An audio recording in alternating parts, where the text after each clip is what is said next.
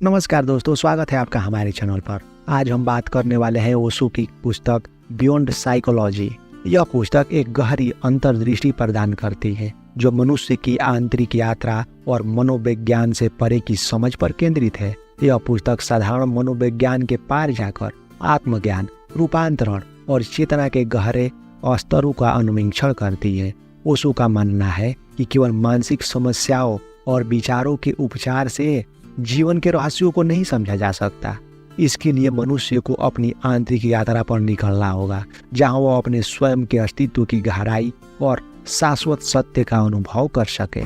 ओशो का दृष्टिकोण पारंपरिक मनोविज्ञान से बिल्कुल भिन्न है। वे कहते हैं कि मनोविज्ञान केवल मन की सतह पर करता है, जबकि मनुष्य के अस्तित्व का असली अर्थ इसके भीतर गहरे छिपा होता है। ओशो का मानना है कि हमारी चिंताओं, दुखों और असंतोष का असली कारण मन के उलझनों में नहीं, बल्कि हमारे अपने अस्तित्व से दूर होने में है। उन्होंने अपने जीवन में जिस ध्यान और आत्म जागृति की बात की है, वे इस पुस्तक में एक सरल और प्रभावी तरीके से व्यक्त करते हैं। इस पुस्तक में हम विभिन्न बातों पर चर्चा करेंगे। मन। ओशो कहते हैं हमारे जीवन में अधिकांश समस्याओं की जड़ हमारे मन में है। मन का स्वभाव बड़ा ही विचित्र और उलझनों से भरा हुआ है, और इसे समझे बिना जीवन की सच्ची शांति और खुशी तक पहुंचना लगभग असंभव है। मन हमेशा किसी न किसी विचार में उलझा रहता है। यह कभी वर्तमान में नहीं होता, या तो वह अतीत की स्मृतियों में डूबा रहता है या भविष्य की कल्पनाओं में खोया रहता है। ओशो का कहना है कि मन हमें वास्तविकता से भटकाकर केवल कल्पनाओं की दुनिया में ले जाता है। मन कभी भी शांत नहीं रह सकता।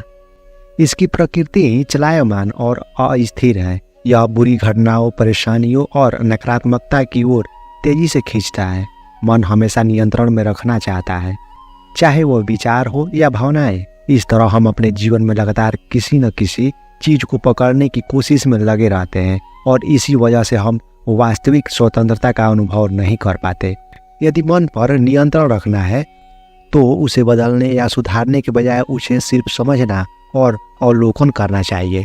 जब हम ध्यान पूर्वक अपने मन का अवलोकन करते हैं तो हमें धीरे धीरे समझ में आता है कि मन क्या है और यह कैसे कार्य करता है। ध्यान के माध्यम से हम अपने मन को सिर्फ देख सकते हैं, उसे नियंत्रित करने का प्रयास किए बिना। यही अवलोकन हमें धीरे धीरे मन से ऊपर उठने में मदद करता है। मन से स्वतंत्र होना ही वास्तविक स्वतंत्रता है। जब हम मन के विचारों और भावनाओं को सिर्फ देखने लगते हैं बिना उनसे प्रभावित हुए, तब हम अपनी वास्तविकता के संपर्क में आते हैं। यह समझना जरूरी है कि मन सिर्फ एक उपकरण है जिसे हम अपनी आवश्यकताओं के अनुसार इस्तेमाल कर सकते हैं, लेकिन आमतौर पर मन हमें नियंत्रित करने लगता है और हमारे पूरे अस्तित्व पर हावी हो जाता है। इस पर निर्भरता ही हमारे जीवन में दुख और चिंता का कारण बनता है। मन हमें वास्तविकता से दूर ले जाता है, और यदि हमें वास्तविकता में लौटना है तो मन को भी जानना और समझना होगा। मन को सिर्फ एक साधन के रूप में समझकर उसके परे जाना ही असली ध्यान है। जब हम इस सत्य को समझ लेते हैं तो हम जीवन की हर परिस्थिति में शांत और स्थिर रहते हैं।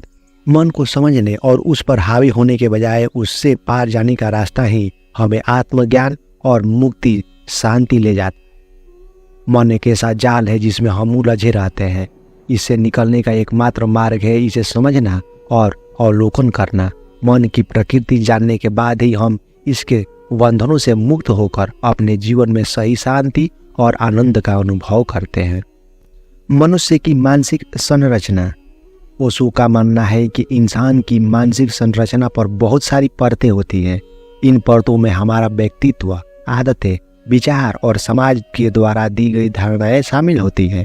यह सब मिलकर एक भ्रम का संचार रचते हैं, जिससे हम अक्सर अपने असली स्वरूप को भूल जाते हैं। ओशो बताते हैं कि हमारी मानसिक संरचना को समझना बेहद आवश्यक है, ताकि हम अपनी सच्चाई को पहचान सकें और अपने जीवन में सच्चे अर्थ को पा सकें। ओशो के अनुसार हमारे मन में बसी आदतें और पूर्वाग्रह एक बड़ी भूमिका निभाते हैं। बचपन से लेकर बड़े होने तक समाज, परिवार और शिक्षा के माध्यम से हमें कई तरह की मान्यताएं और विचार दिए जाते हैं, जिन्हें हम अपने जीवन का हिस्सा बना लेते हैं। यह मान्यताएं धीरे धीरे हमारे व्यक्तित्व का और हम इन्हें ही अपनी सच्चाई मानने लगते हैं। ओशो कहते हैं कि ये सभी बाहरी प्रभाव हमारे असली स्वरूप से दूर ले जाते हैं और हमें एक झूठे व्यक्तित्व में ढाल देते हैं। मैं का भ्रम। ओशो बताते हैं कि हमारे अंदर जो मैं का भाव होता है वह भी असल में एक भ्रम है। यह मैं हमारे विचारों, भावनाओं और अनुभवों का एक संग्रह होता है जो हर समय बदलता रहता है, लेकिन हम इसे अस्थायी और सच्चा मान लेते हैं।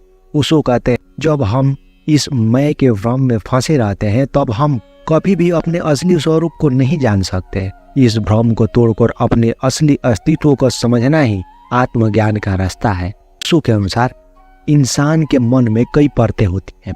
सबसे ऊपर की परतें में हमारी दैनिक सोच और विचार आते हैं। इसके नीचे हमारी गहरी भावनाएं, इच्छाएं और अधूरी आकांक्षाएं होती है। इन परतों के नीचे एक गहरी शांति स्तर होता है जहां असली मैं का अस्तित्व होता है। जब हम इन सभी परतों को नहीं समझते, हम अपने वास्तविक स्वरूप को नहीं देख पाते हैं। हम अपने वास्तविक स्तर तक नहीं पहुंच पाते हैं। मुक्ति का मार्ग। अपनी मानसिक संरचना को समझना और इन परतों के पार जाना ही मुक्ति का मार्ग है। इसे पाने के लिए हमें ध्यान और आत्म अवलोकन की आवश्यकता होती है। जब हम खुद को देखना शुरू करते हैं बिना किसी पूर्वाग्रह के, तब हम अपने भीतर की छिपी सच्चाई देखने लगते हैं। यह देखने का कार्य कठिन है क्योंकि हमारा मन हमेशा किसी न किसी विचार या भावना में उलझा रहता है, लेकिन जब हम अपने ध्यानपूर्वक अवलोकन करते हैं तो धीरे धीरे हम अपने मन की गहराई में पहुंचने लगते हैं। ओशो के अनुसार आत्मा की सच्ची शांति तभी संभव है जब हम अपने मानसिक संरचना के भ्रमों से मुक्त हो जाते हैं। ये भ्रम हमें जीवन की सच्चाई से दूर ले जाते हैं। हमारी असली प्रकृति शांत और निर्मल है, लेकिन मानसिक संरचना हमें इस शांति का अनुभव नहीं करने देती। मनुष्य की मानसिक संरचना को समझकर उसके बंधनों से मुक्त होना ही सच्ची आनंद और मुक्ति अनुभव करा सकता है। ओशो कहते हैं कि मनुष्य की मानसिक संरचना कई परतों से मिलकर बनी होती है और यह हमें वास्तविकता से दूर ले जाती है। इसे समझने और इसके पार जाने के लिए हमें ध्यान और अवलोकन का सहारा लेना होगा। केवल इसी तरह से हम अपने मन के भीतर की शांति और असली स्वरूप का अनुभव कर सकते हैं। आंतरिक यात्रा। वास्तविक आनंद, शांति और मुक्ति पाने का मार्ग बाहरी दुनिया में नहीं बल्कि हमारे भीतर की यात्रा में है। वह कहते हैं कि हम अक्सर बाहरी दुनिया में सुख और संतोष खोजने की कोशिश करते हैं, लेकिन यह हमेशा अधूरा और अस्थायी होता है। इस अध्याय में ओशो ने समझाया है कि आंतरिक यात्रा ही हमें हमारी सच्चाई, शांति और आनंद के स्रोत तक ले जाती है। आंतरिक यात्रा का पहला कदम भीतर की ओर मुड़ना। हम में से अधिकांश लोग अपने मन, विचारों और इच्छाओं के गुलाम बन जाते हैं और बाहरी चीजों में फंसे रहते हैं। इस बाहरी दुनिया में हमें भौतिक सुख सुविधाओं, नाम, यश और सफलता की खोज करते हैं, लेकिन यह सभी चीजें अस्थायी होती है। असली संतोष तभी मिलता है जब हम अपने भीतर की ओर देखने लगते हैं। ओशो का कहना है कि आंतरिक यात्रा का प्रमुख साधन ध्यान और आत्म अवलोकन है। जब हम ध्यान करते हैं तो हम अपने मन को देखना शुरू करते हैं और उसके विचारों, भावनाओं और इच्छाओं को अवलोकन करना सीखते हैं। इस अवलोकन से हमें अपने वास्तविक स्वरूप का अनुभव होता है, जो कि शांत, स्थिर और आनंदमयी होता है। ध्यान के माध्यम से हम धीरे धीरे अपने भीतर के गहरे स्तरों तक पहुंचते हैं, जहां शांति और सच्चाई का निवास है। ओशो कहते हैं कि बाहरी दुनिया के दौर में हम माया के भ्रम में उलझ जाते हैं। माया का मतलब है वह वास्तविकता जो अस्थायी है और जो हमारे भीतर के आनंद का स्रोत नहीं है। आंतरिक यात्रा का उद्देश्य है कि हम माया के इस जाल से मुक्त हो और अपने भीतर की सच्चाई को जाने। यह माया हमें हमेशा किसी न किसी चीज के पीछे भागने के लिए प्रेरित करती है, लेकिन आंतरिक यात्रा हमें सिखाती है कि असली संतोष किसी बाहरी चीज में नहीं है। आंतरिक यात्रा का असली उद्देश्य है स्वयं को जानना। जब हम भीतर की यात्रा शुरू करते हैं तो हमें समझ में आता है कि हमारा असली स्वरूप क्या है। यह समझना आसान नहीं है क्योंकि हमारा मन और अहंकार हमेशा हमें बाहरी दुनिया में उलझाए रखना चाहता है। ओशो का कहना है कि जब हम खुद को जानने की इस यात्रा पर निकलते हैं तब हम अपनी पुरानी धारणाओं, विचारों और पूर्वाग्रहों से धीरे धीरे मुक्त होने लगते हैं। आंतरिक यात्रा के दौरान हमें अपने अहंकार का सामना करना पड़ता है। ओशो कहते हैं कि अहंकार हमारे भीतर की सबसे बड़ी बाधा है। यह हमें हमेशा अलग और श्रेष्ठ महसूस कराता है, लेकिन यह असल में एक भ्रम है। जब हम ध्यान में अपने भीतर की ओर देखते हैं तब हमें समझ में आता है कि अहंकार की कोई वास्तविकता नहीं है। यह केवल हमारी मानसिक संरचना का एक हिस्सा है जो हमें हमारी सच्चाई से दूर ले जाता है। अहंकार के इस त्याग से हमें सच्चे आनंद का अनुभव कर सकते हैं। आंतरिक यात्रा का अंतिम उद्देश्य है पूर्णता का अनुभव करना। जब हम अपने भीतर के गहराई में जाते हैं और ध्यान के माध्यम से अपनी सच्चाई का अनुभव करते हैं तब हमें एहसास होता है कि हम पूर्ण और संपूर्ण हैं। इस पूर्णता का अनुभव बाहरी दुनिया में किसी भी चीज से नहीं किया जा सकता। यह केवल आत्म अनुभव और ध्यान के माध्यम से संभव है। ओशो कहते हैं कि आंतरिक यात्रा ही हमें असली शांति, संतोष और आनंद का अनुभव करा सकती है। बाहरी दुनिया में खोजते रहना हमें केवल अस्थायी सुख दे सकता है। आंतरिक यात्रा से हम अपने भीतर की शांति, स्थिरता और पूर्णता का अनुभव कर सकते हैं। आत्मावलोकन और ध्यान के माध्यम से हम इस आंतरिक यात्रा को आरंभ कर सकते हैं और अपने असली स्वरूप को पा सकते हैं।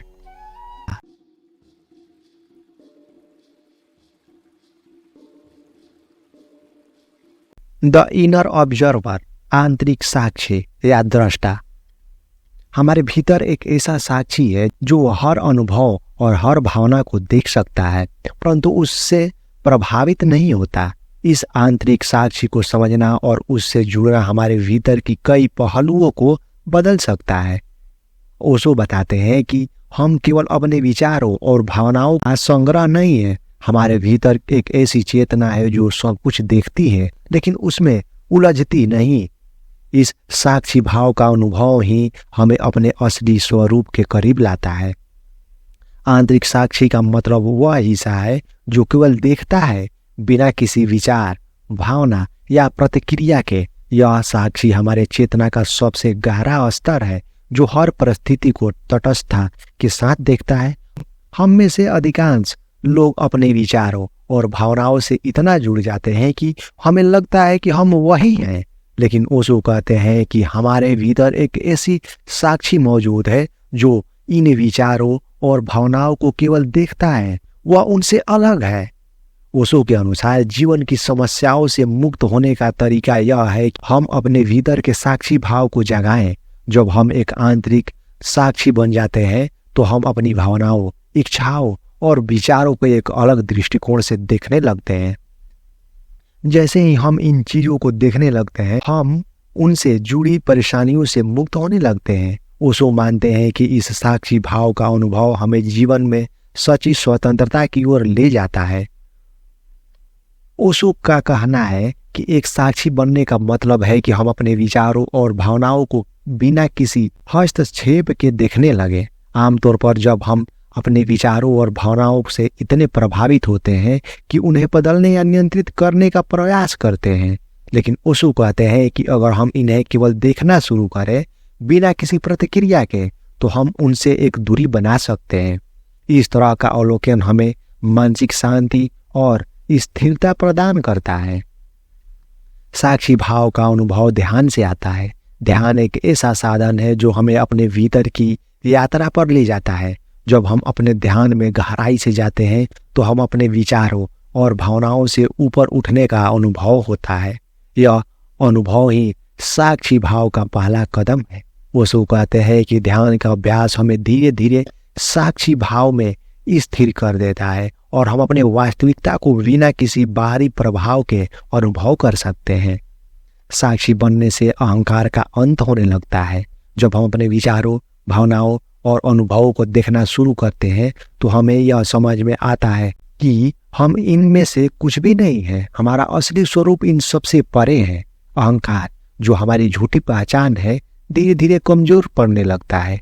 जब हम अहंकार के इस भ्रम से मुक्त होते हैं तब हमें अपने सच्चे स्वरूप का अनुभव होता है। ओशो कहते हैं कि जब हम साक्षी बनते हैं तो जीवन की सभी परिस्थितियां हमारे लिए सरल हो जाती है। हम सुख और दुख, सफलता और असफलता को समान से देखना शुरू करते हैं। यही साक्षी यह साक्षी भाव हमें जीवन की हर परिस्थिति में शांत और स्थिर रहने का बल देता है। इस अवस्था में हमारे अंदर एक गहरी शांति और संतोष का भाव उत्पन्न होता है, क्योंकि हम बाहरी परिस्थितियों से प्रभावित नहीं होते। साक्षी भाव के माध्यम से ही आत्मज्ञान संभव है। जब हम अपने भीतर की साक्षी से जुड़ते हैं तो हमें अपनी सच्चाई का अनुभव होता है। यह अनुभव किसी बाहरी चीज से नहीं आता, बल्कि हमारे भीतर से आता है। यह हमें हमारे असली स्वरूप तक ले जाता है, जहाँ शांति, स्थिरता और आनंद का अनंत स्रोत होता है। आत्मज्ञान का यह अनुभव हमें जीवन में किसी भी प्रकार का चिंता या भय से मुक्त कर सकता है। हमारे भीतर का आंतरिक दृष्टा अर्थात साक्षी हमें जीवन की सच्चाई तक ले जा सकता है। जब हम इस साक्षी से जुड़ते हैं और साक्षी भाव में जीना सीखते हैं, तब हमें अपने वास्तविक स्वरूप का अनुभव होता है। इस अनुभव के साथ हम अपने विचारों, भावनाओं और बाहरी परिस्थितियों से परे जाकर सच्चे आनंद और शांति पा सकते हैं। नया मनुष्य। एक नया मनुष्य केवल बाहरी परिवर्तन से नहीं, बल्कि आंतरिक क्रांति से जन्म लेता है। इस नए मनुष्य की चेतना, सोच और जीवन जीने का तरीका वर्तमान मानवता से बिल्कुल अलग होता है। ओशो का कहना है कि पुराने विश्वासों, परंपराओं और सीमाओं को त्याग कर ही हम नया मनुष्य का निर्माण कर सकते हैं, जो समग्र रूप से जागरूक, प्रेमपूर्ण और स्वतंत्र होता है। नया मनुष्य पूरी तरह से जागरूक और सचेत होगा। उसके लिए जीवन केवल आदतों और परंपराओं का पालन करना नहीं होगा, बल्कि वह हर पल को जागरूकता के साथ जिएगा। वो अपने विचारों, भावनाओं और कर्मों के प्रति सजग होगा। इस जागरूकता में ही नया मनुष्य जीवन का सही आनंद, शांति और गहराई से कर पाएगा। ओशो का मानना है कि जागरूकता ही नया मनुष्य और पुरानी सोच में अंतर लाएगी। नया मनुष्य प्रेम और करुणा का प्रतीक होगा। वह केवल अपने लिए नहीं, बल्कि दूसरों के लिए भी जीने का अर्थ समझेगा। पुराने मनुष्य का जीवन स्वार्थ और प्रतिस्पर्धा से भरा होता है, जबकि नया मनुष्य प्रेम के आधार पर कार्य करेगा। वह अपने भीतर से प्रेम और करुणा को जागरूक जीवन में दूसरों के प्रति संवेदनशील होगा। ऐसा व्यक्ति दूसरों के दुख में अपने दुख को महसूस कर सकेगा और प्रेम को आत्म अभिव्यक्ति का माध्यम बनाएगा। नया मनुष्य में बुद्धि और हृदय का संतुलन होगा। वर्तमान में मनुष्य अक्सर या तो पूरी तरह से तार्किक होता है या भावनाओं में बहकर निर्णय लेता है, लेकिन नया मनुष्य दोनों का संतुलन बनाए रखेगा। वह बुद्धि के साथ तार्किक निर्णय लेगा, लेकिन वह हृदय की संवेदनाओं को भी महत्व देगा। यह संतुलन उसे एक संपूर्ण व्यक्ति बनाएगा, जो जीवन की हर स्थिति को गहराई से समझेगा और अपने कार्यों में करुणा और समझ का समावेश करेगा। नया मनुष्य आध्यात्मिक और भौतिक दोनों स्तरों पर संतुलित होगा। वह न तो भौतिकता से भागेगा और न ही पूरी तरह से भौतिक सुख सुविधाओं में फंसा रहेगा। उसकी आध्यात्मिकता उसे अपने भीतर की गहराई तक ले जाएगी, लेकिन वह इस प्रक्रिया में अपने जिम्मेदारियों और आवश्यकताओं को पूरा भी करेगा। यह सामंजस्य उसे पूर्ण और संतुलित बनाएगा, जो किसी एक पक्ष पर निर्भर नहीं, बल्कि दोनों समान रूप से जी सकेगा।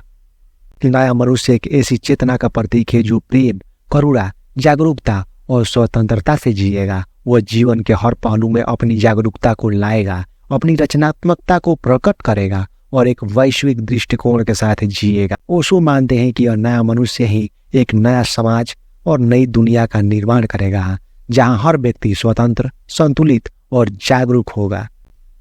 मनोविज्ञान केवल मन के स्तर तक ही सीमित है, लेकिन हमारे अस्तित्व का दायरा मन से कहीं अधिक व्यापक है। मनोविज्ञान हमारे मानसिक और भावनात्मक व्यवहार का विश्लेषण तो कर सकता है, लेकिन आत्मा और आंतरिक शांति के गहरे स्तर तक को नहीं समझ सकता। जब तक हम अपने केवल मन और विचारों के स्तर पर रहेंगे, तब तक हमें अपने अस्तित्व का सच्चा अनुभव नहीं हो सकता। मनोविज्ञान के इस अंत का अर्थ मन से परे जाकर एक नया आयाम से प्रवेश करना, जहाँ केवल शांति, आत्मा और सच्चा आनंद है। मनोविज्ञान का मुख्य ध्यान हमारे विचारों, भावनाओं और अतीत की घटनाओं पर होता है, लेकिन यह मन से आगे नहीं बढ़ता, इसलिए इसकी पहुंच भी सीमित है। ओशो का मानना है कि मनोविज्ञान केवल हमारे मानसिक ढांचे को समझने का प्रयास करता है, लेकिन वह कभी हमारे अस्तित्व की गहराई में नहीं जा सकता। यह केवल सतह तक ही सीमित है, हमारे भीतर के आत्मिक स्रोत को नहीं जान सकता। असली शांति और आनंद का अनुभव मन से परे जाकर ही होता है। हमारे मन हमेशा विचारों, इच्छाओं और चिंताओं में उलझा रहता है और इस कारण हम हमेशा अशांत रहते हैं। जब मन से परे जाते हैं तब हमें एक ऐसा अनुभव होता है जो विचारों से परे है और जो शांति और आनंद का स्रोत है। ओशो का कहना है कि ध्यान की वह माध्यम जो हमें मन के पार लेकर जाता है, जहां मन की अशांति समाप्त हो जाती है। मनोविज्ञान का अंत तब होता है जब हम ध्यान के मार्ग पर चलते हैं। ध्यान हमें मन के सारे विचारों, भावनाओं और विवेक्षों से अलग कर देता है। यह एक ऐसा साधन है जो हमें हमारे वास्तविक स्वरूप से परिचित कराता है। ध्यान में जब हम अपने मन को देखना शुरू करते हैं तब हमें यह समझ आता है कि हम मन नहीं हैं। ध्यान का यह अनुभव ही मनोविज्ञान का अंत और सच्चे आत्मिक ज्ञान का आरंभ है। मनोविज्ञान के अंत का मतलब यह नहीं है कि उसे पूरी तरह से नकार दिया जाए, बल्कि यह समझा जाए कि हमारे भीतर की यात्रा का प्रारंभिक चरण है। मनोविज्ञान हमें मन के स्तर तक समझने में मदद करता है, लेकिन हमारे अस्तित्व की पूरी गहराई को समझने के लिए हमें इससे आगे जाना होगा। यह समग्र दृष्टिकोण हमें जीवन को एक गहरे अर्थ और संतुलन के साथ जीने में मदद करता है। द्वैत से परे मानव जीवन द्वैत यानी दो विरोधी ध्रुवों के बीच उलझा हुआ है। सुख दुख, प्रेम घृणा, अच्छा बुरा आदि। यह द्वैत हमें हमेशा मानसिक संघर्षों और अस्थिरता में रखता है। सच्चा संतोष और शांति तभी मिल सकते हैं जब हम इस द्वैत से परे जाकर जीवन को समग्रता से सीखें। उनका कहना है कि जब हम द्वैत से परे उठ जाते हैं तो हम एक ऐसी स्थिति का अनुभव करते हैं जहां हर चीज का गहरा संतुलन होता है। यह समझ ही हमें अस्तित्व का असली आनंद देती है। हमारी सोच और जीवन की सारी संरचना द्वैत पर आधारित है। हर अनुभव को अच्छे और बुरे, सही और गलत, सुंदर और असुंदर के रूप में देखना सीखते हैं, लेकिन यह द्वैत का नजरिया ही हमें उलझनों में डालता है। ओशो कहते हैं कि इस द्वैत को समझना जरूरी है, क्योंकि जब हम इस द्वैत में उलझे रहेंगे तब तक हमें आंतरिक शांति और अनुभव नहीं होगा। द्वैत का यह भ्रम हमें जीवन की वास्तविकता से दूर रखता है। द्वैत से परे जाने का अर्थ पूर्णता का अनुभव करना। द्वैत हम हमेशा अधूरेपन का अनुभव कराता है, क्योंकि हम एक पक्ष का चयन करते हैं और दूसरे से बचना चाहते हैं। लेकिन जब हम द्वैत से परे जाते हैं तब हमें यह समझ आता है कि जीवन की सभी अनुभव आवश्यक है और इनका एक गहन तालमेल होता है। इस पूर्णता का अनुभव ही सच्चा संतोष और आनंद प्राप्त करता है, क्योंकि इसमें अधूरापन नहीं होता। शाश्वत का अनुभव। शाश्वत का अनुभव यानी अनंत का अनुभव ही जीवन का असली सार है। हमारे जीवन में हर चीज नश्वर है। शरीर का अंत, विचारों का अंत, भावनाएं का अंत, रिश्तों का अंत, सब का अंत निश्चित है। लेकिन एक ऐसा पहलू है जो कभी नहीं बदलता, जो सदा एक समान रहता है। इसे ही ओशो शाश्वत कहते हैं। ओशो के अनुसार इस शाश्वत का अनुभव करने से ही सच्ची शांति, आनंद और जीवन का वास्तविक अर्थ समझ में आता है। जीवन में नश्वरता को स्वीकार करना बहुत महत्वपूर्ण है। हम किसी भी चीज को हमेशा के लिए नहीं रख सकते, चाहे वो हमारी पहचान हो, भौतिक वस्त्र हो या रिश्ते। इन सब का नाश निश्चित है। जब हम इस सत्य को गहराई से समझते हैं तब हमें शाश्वत की खोज की प्रेरणा मिलती है। नश्वरता का बोध ही हम उस शाश्वत की ओर ले जाता है जो जन्म और मृत्यु के बंधनों से मुक्त है। शाश्वत का अनुभव पाने का सबसे सरल और सटीक तरीका ध्यान है। ध्यान में जब हम अपने विचारों, भावनाओं और शरीर से अलग होकर स्वयं को देखते हैं तब हमें एहसास होता है कि हम केवल ये नश्वर तत्व नहीं हैं।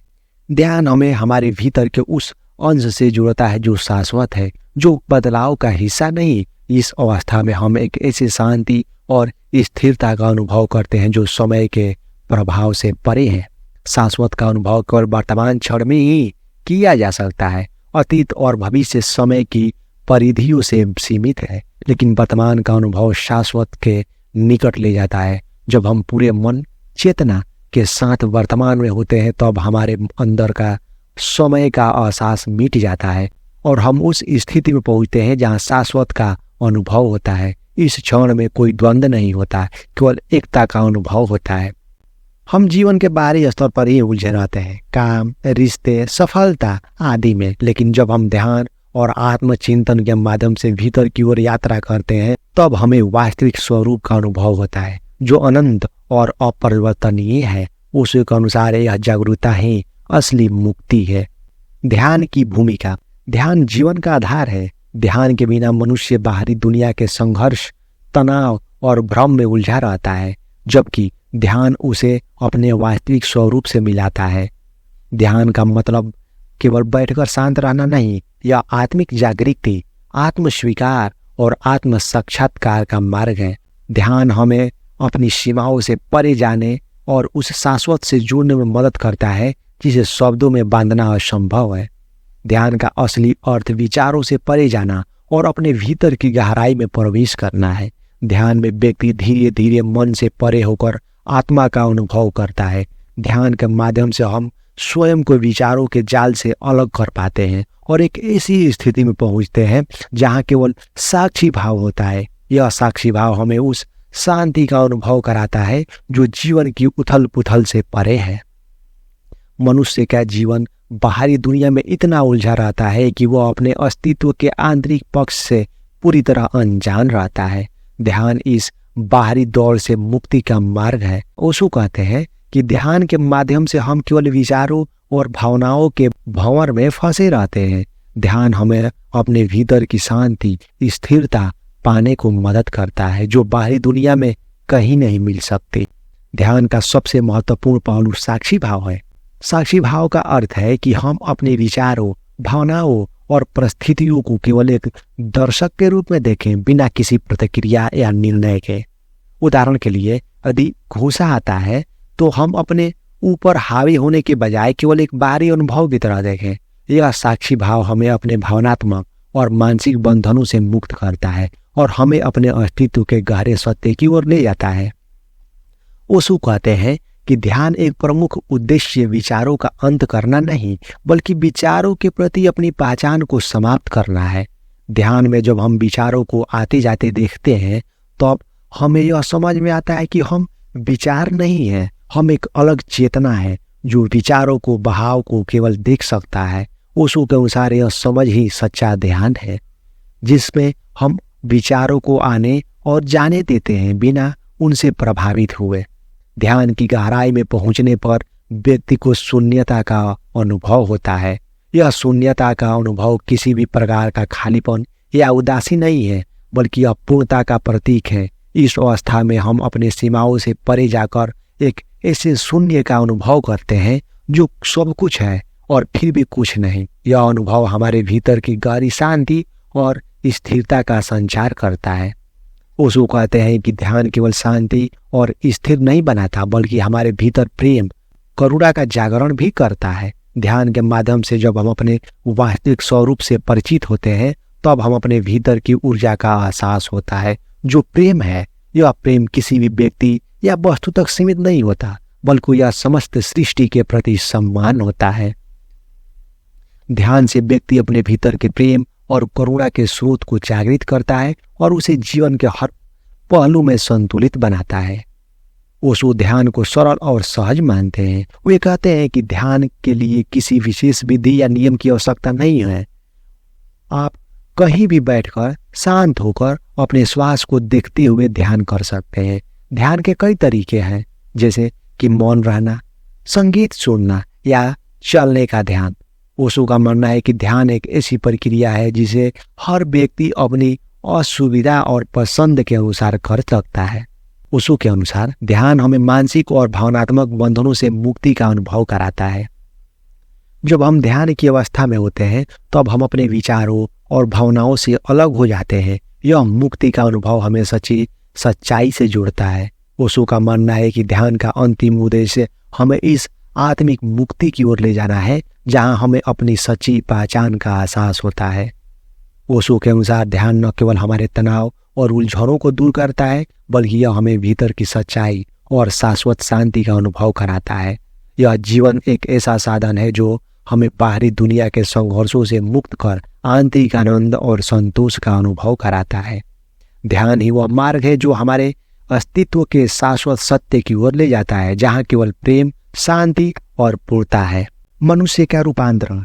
सच्चे आनंद और शांति का अनुभव तभी हो सकता है जब व्यक्ति आंतरिक रूप से रूपांतरित हो। ओशो का मानना है कि मनुष्य का रूपांतरण केवल बाहरी आदतों को बदलने से नहीं होता, यह एक गहरे आंतरिक बदलाव की प्रक्रिया है। यह रूपांतरण व्यक्ति को उसकी पुरानी मान्यताओं, विचारों और भावनाओं से मुक्त करता है और उसे नए सिरे से जीवन जीने का तरीका सिखाता है। रूपांतरण का अर्थ सिर्फ बाहरी बदलाव नहीं, बल्कि यह हमारी आंतरिक चेतना का परिवर्तन है। यह बदलाव किसी भी सामाजिक और धार्मिक से बंधा नहीं होता, बल्कि यह हमारे भीतर की गहराई से उत्पन्न होता है। यह रूपांतरण हमें बाहरी दुनिया से अलग करके हमारे अस्तित्व के उस सत्य से जोड़ता है जो परिवर्तनशील नहीं है। मनुष्य के रूपांतरण की आवश्यकता इसलिए है क्योंकि हम अपने भीतर की गलत धारणाएं, भय और विचारों के जाल में उलझे रहते हैं। यह नकारात्मक विचार और भावनाएं हमें अपने वास्तविक स्वरूप से दूर रखती है। जब हम इन पुरानी धारणाओं को नहीं छोड़ते, तब हम अपने जीवन के सच्ची स्वतंत्रता और आनंद का अनुभव नहीं कर सकते। इसलिए यह रूपांतरण आवश्यक है ताकि हम अपने भीतर की गहराई में जाकर वास्तविकता का अनुभव कर सके। रूपांतरण का पहला कदम आत्म स्वीकृति है। जब हम अपने आप को पूरी तरह से स्वीकार नहीं करते, तब तक कोई बदलाव नहीं हो सकता। आत्म स्वीकृति का मतलब है हमें अपनी अच्छाइयों और कमियों को बिना किसी शर्त के स्वीकार करें।